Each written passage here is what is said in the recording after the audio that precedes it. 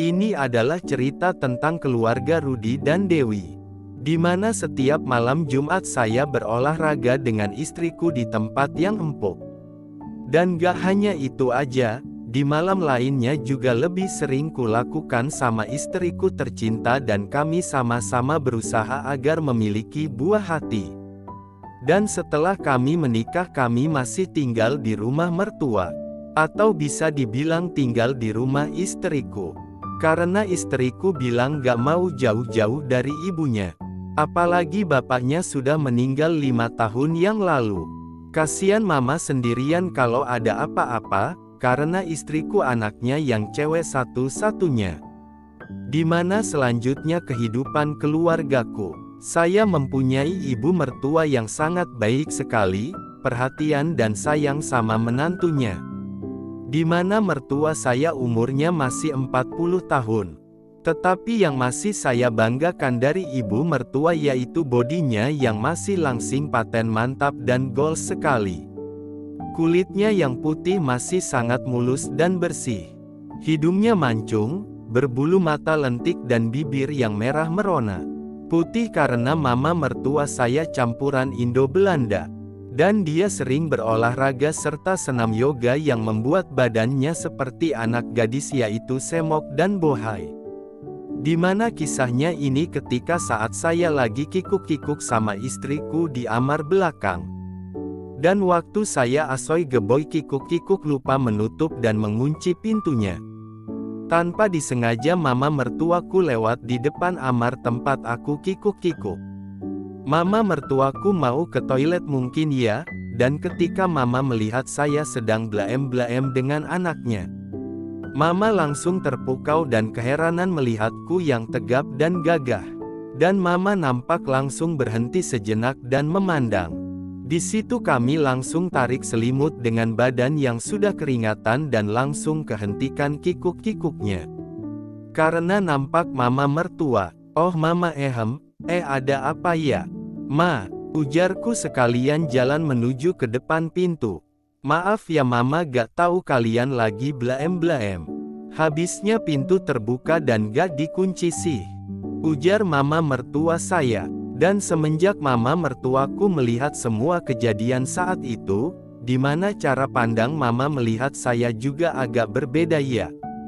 Gak hanya itu aja, sikapnya juga agak berbeda terhadap saya, dan saya pun menjadi heran kenapa tiba-tiba mertuaku menjadi begitu. Apa sebabnya? Saya juga bingung dong. Selang waktu seminggu dari kejadian itu, mama mertuaku minta tolong buat antarkannya ke Bandung. Karena mama mertua mau melayat saudaranya yang meninggal dunia.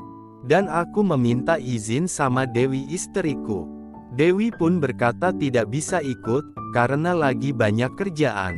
Dewi pun mengizinkanku buat pergi dengan mamanya. Aku pun mulai berangkat pada hari Sabtu siang. Kebetulan hari Minggunya aku libur bekerja. Kita naik pesawat sampai bandara tujuan menunjukkan pukul 5 sore.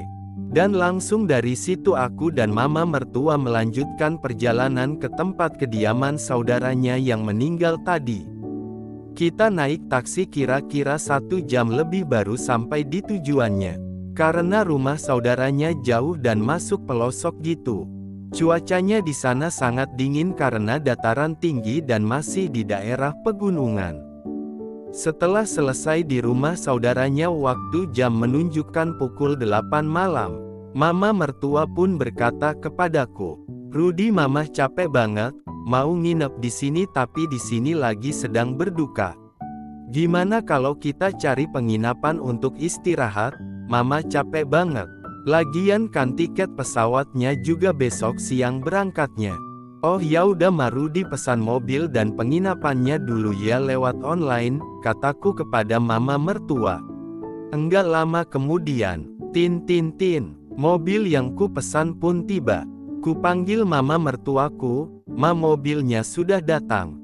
Kita pun berpamitan dan segera berangkat. Akhirnya aku sampai di sebuah hotel berbintang yang aku pesan online. Yang lokasinya gak jauh dari bandara di kota tersebut. Aku pun sampai di hotel itu jam 10 malam. Ku bersihkan diriku dengan mandi air hangat karena cuaca di sana dingin. Setelah itu aku rebahkan diriku untuk melepas lelah karena seharian capek menemani mama mertua. Di saat ku sedang tertidur pulas tepat jam 12 malam, aku terbangun karena dering handphoneku. Ada panggilan telepon tapi nomor handphonenya dirahasiakan. Kukira Dewi istriku yang menelpon. Rupanya bukan. Setelah teleponnya aku angkat. Halo, maaf, ini siapa ya? Malam-malam begini nelpon. Sekalian ku buka mata yang masih ngantuk karena capek di jalan. Rudy, ini mama. Kamu sudah tidur ya, Rat? Mama mau minta tolong. Kamu bisa tolongin mama gak? Ujar mama mertuaku. Tolong apa, Ma? Ucapku. Koper mama yang isinya pakaian. Gak bisa dibuka nih. Kamu buruan kesini ya, ke kamar mama, ucap mama mertuaku melalui handphone. Oh iya, Ama, Rudy sekarang segera ke sana. Dan aku pun berjalan ke kamar mama mertua, yang bersebelahan dengan kamarku. Aku ketuk pintu kamarnya. Tok tok tok, tok tok tok. Iya, Rat, tunggu sebentar. Gak lama kemudian dibuka sama mama mertuaku. Mama saat itu memakai baju warna hitam dan celana boxer berwarna putih. Aku melihat bukitnya yang besar mengembul sedikit keluar, dan terdiam terpaku sejenak melihat belahan kerang yang tembem sekali. "Ma, mana tas kopernya?" katanya. "Gak bisa dibuka," ucapku sambil masuk ke kamar mama mertuaku. "Itu loh kopernya Rudy di depan lemari rias itu loh. Dari tadi mama coba buka tapi gak bisa-bisa," jawab mama mertuaku sambil menutup pintu. Setelah beberapa menit akhirnya saya berhasil membuka kopernya secara paksa. Ternyata isi koper itu adalah PH dan kacot gatheringnya mama mertuaku. Saat melihat hal itu aku mulai kalut pikiranku. "Terima kasih ya Rudy, kamu udah nolongin mama." "Ah iya Ma, gak papa kok." Aku sejenak duduk di sofa kamar itu. "Kenapa Rudy? Kamu capek?" ujar mama mertuaku sambil mendekatiku yang duduk di sofa. Sejenak aku memandang wajah mama mertuaku yang begitu aduhai mempesona. Kemudian dia juga memandangku. Kita pun main pandang-pandangan. Aku pun mulai tak terkendali melihat gundukan bola yang ada di depanku. Bibir merahnya yang merona menyilaukan mataku dan membuyarkan pikiran sehatku. Ku coba seruput secara spontan. Tanpa disangka-sangka ia membalas seruputanku, akhirnya saling bertabrakan. Saat kedua tangan mama mertuaku mulai meraih punggungku dan mulai memelukku. Aku melepas seruputanku. "Kenapa sayang? Kenapa gak kamu teruskan?" kata mama mertuaku sambil memegangi wajahku. Maaf atas kelancanganku. Sekali lagi maaf ya Ma. Kamu takut sama istri kamu?" tanya mamaku sambil mendekati tubuhku. "Mama, maafin aku Ma. Itu dosa Ma. Lagian aku gak sama." Jari telunjuk mama mertuaku menghentikan ucapanku itu. Udah, kamu gak usah takut.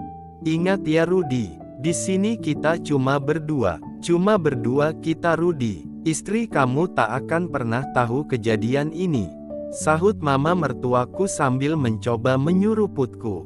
"Ma, maafin aku Ma. Aku sebenarnya juga sudah gak tahan melihat mama." Dia pun terus meyakinkanku. Memang setan itu pandai menggoda anak Adam. Melihatnya yang aduhai bohai asoy geboy blaem. Aku pun tak kuasa menahannya. Aku memulainya. Akhirnya kikuk-kikuk pun terjadi antara aku dan mama mertuaku. Serangan buasnya bagaikan seekor singa yang sedang lapar, menerkam dan mencabik-cabik diriku hingga ku lemas tak berdaya. Posisi demi posisi pun sudah silih berganti. Karena sudah tak sanggup dan menyerah, aku pun mengeluarkan cairan hangat di depannya. Plong dan lega rasanya setelah semua itu terjadi. Dalam hatiku berkata, baru kali ini aku merasakan pengalaman yang sangat luar biasa yang tak akan kulupakan sepanjang hidupku. Mama berkata, "Gimana Rudy, enak kan? Masih mau coba lagi?" Aku menjawab dengan senyuman manis dan berbisik pelan, Mama hebat, mantap, paten dan full semuanya. Mama pun tersenyum dan berkata, ini baru separuhnya Rudi, gimana kalau Mama keluarin jurus andalan Mama? Yang ada kamu kelojotan kali Rudi. Aku pun menjawab, jadi pengen coba jurus andalan Mama. Kita pun saling tersenyum dan tertawa. Akhirnya kita pun tidur pules dan bermimpi indah di kesunyian malam setelah lelah bercocok tanam.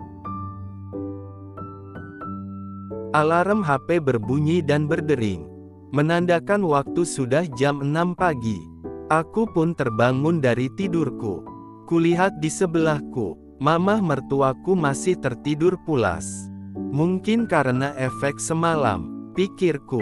Kulangkahkan kakiku ke arah jendela. Kulihat pemandangan yang asri, dibarengi dengan kicauan burung yang merdu.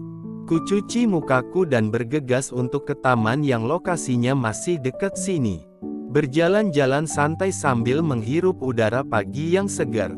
Ditemani kicauan burung yang merdu dan pemandangan alam yang asri dan indah di sekelilingnya. Tak terasa sudah 1 jam aku di sini. Aku pun kembali bergegas masuk ke dalam amar.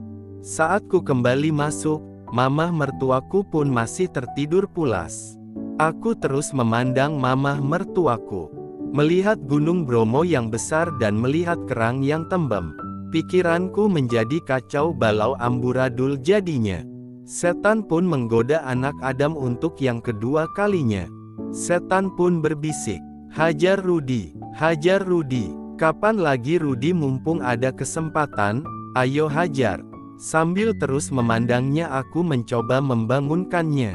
Mah bangun. Mah bangun, udah siang. Mama mertuaku pun bangun, dan segera duduk mendekatiku.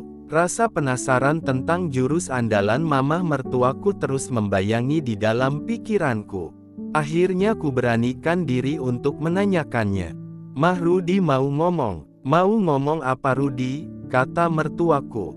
Rudi mau coba jurus andalan Mama, boleh gak? Mau coba apa? Mau banget, kata Mama mertuaku sambil tertawa. Serius Mah, Rudi mau banget Mah. Oh serius nih? Ya udah tunggu sebentar ya, Mama bersih-bersih dulu. Kamu tunggu di sini dulu, yang anteng ya. Nanti kalau Mama udah siap Mama keluarin jurusnya. Oke siap Mah, kataku. Rudi sudah siap belum? Sudah siap Mah Rudi. Mama keluarin ya jurusnya. Iya Mah, kataku. Mama pun memulainya. 1, 2, 3. Mama pun menerkamku seperti kucing garong yang mencari ikan di dapur rumah. Semuanya dibuat berantakan, amburadul, carut marut. Kikuk-kikuk, asoy, geboy, belaem-belaem pun kembali terjadi untuk kedua kalinya. Aku pun sampai sulit bernafas dibuatnya. Dengan nafas yang tersendat-sendat ingin ku melambaikan tangan tanda untuk menyerah. Tapi aku malu kalau menyerah, waktunya baru 10 menit berjalan. Aku pun terus bertahan dari serangan buas dan liarnya. Terkaman dan cabikan terus datang dari berbagai arah secara bertubi-tubi. Setengah jam pun berlalu, akhirnya air fantaku pun tumpah berceceran. Dan itu bertanda aku pun menyerah dan kalah oleh jurus andalan Mama mertuaku. Kikuk-kikuk, asoy, geboy, belaem-belaem pun selesai. Mama mertuaku berkata, gimana jurus andalannya Mama? Jurus andalan Mama ternyata benar sakti mandraguna. Aku gak sanggup dan gak bisa melawannya. Aku kalah Mah, ucapku. Dalam hatiku berkata, belum pernah ku dibuat seperti ini. Sampai kewalahan dan kocar-kacir begini. Tak bisa ku pungkiri, Mama mertuaku ternyata lebih hebat dan jago daripada Dewi istriku. Usai bercocok tanam, kita istirahat sejenak dan nanti segera bersiap untuk pulang. Di perjalanan pulang aku berpesan kepada Mama mertuaku, agar kejadian ini jangan diceritakan kepada siapapun. Terutama Dewi istriku. Aku gak mau kalau rumah tanggaku hancur karena Mama mertuaku. Mama menjawab, rugi dong Mama kalau cerita sama orang-orang. Nanti kalau ketahuan Mama gak bisa kikuk-kikuk belam-belam sama Rudy lagi dong. Iya tenang aja Rudyku sayang. Mama akan jaga rahasia tentang kita berdua. Terima kasih Mama udah ngertiin aku. Akhirnya kita pun sampai di rumah. Tok tok tok tok tok tok. Dewi istriku membukakan pintu. Masuk Mas, istirahat dulu, pasti kamu capek banget, ucap istriku. Setelah selesai duduk istirahat sejenak, aku pergi ke belakang untuk segera mandi. Saat mengambil handuk, Mama mertuaku pun mendekatiku dan berbisik, nanti kalau ada waktu yang pas dan tepat, Mama akan tunjukin lagi jurus Mama yang lebih dahsyat dari yang kemarin, ucapnya. Sehabis mandi aku rebahkan diriku karena lelahnya perjalanan. Sambil rebahan, aku terus memikirkan ucapan Mama mertuaku tentang jurus andalannya yang lebih dahsyat. Sambil membayangkan kapan aku akan merasakan jurus andalannya yang lebih dahsyat lagi, aku pun tiba-tiba tertidur pulas. Dan kisah ini pun bersambung.